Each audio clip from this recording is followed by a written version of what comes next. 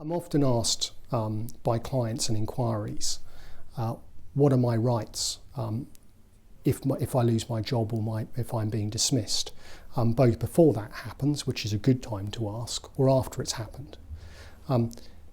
This can be broken down into a number of parts.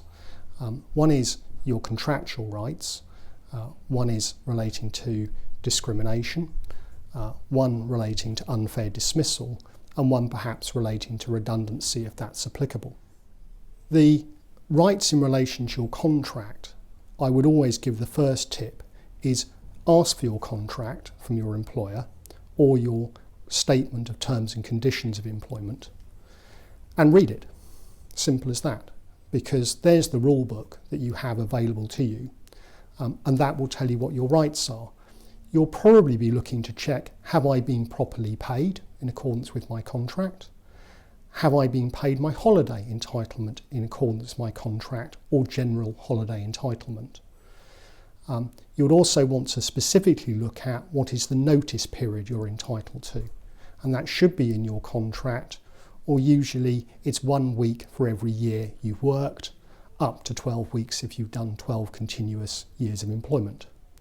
Lastly, particularly if you're in a senior or managerial position, you might want to check if there's any post-employment restrictions on where you could work in the future. For example, you may not be able to work for a competitor, and also confidential information. Contracts sometimes mention the requirement to return an employer's kit or clothing to them, and of course you should return your employer's kit to them on the termination of their employment, including handbooks. As an addition, perhaps just check you haven't retained anything electronic and make sure it's deleted on a personal device.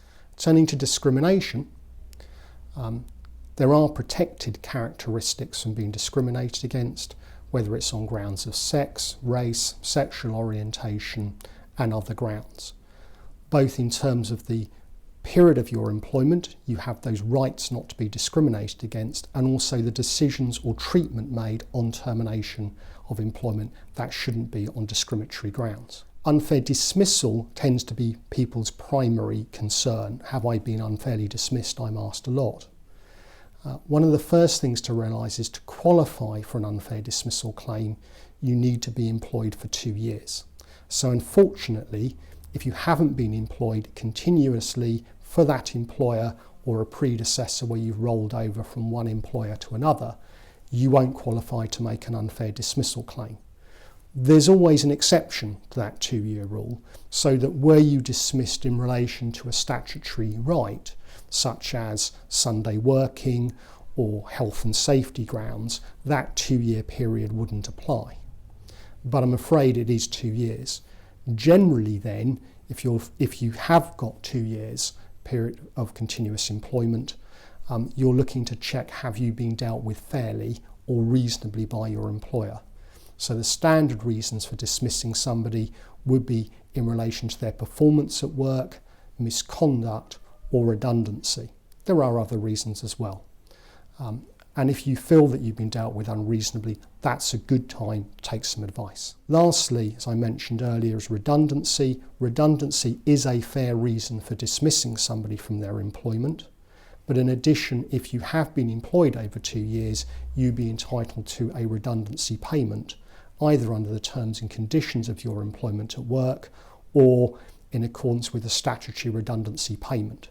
As a tip on that, go to the gov.uk website where there is an excellent redundancy calculator available. So those is just an introduction of the things that may concern you or you need some advice on the termination of your employment. If you do think you need some more specialist advice, please contact Churches, in particularly Andrew Bryan, that's me, or Michael Flaherty, my colleague.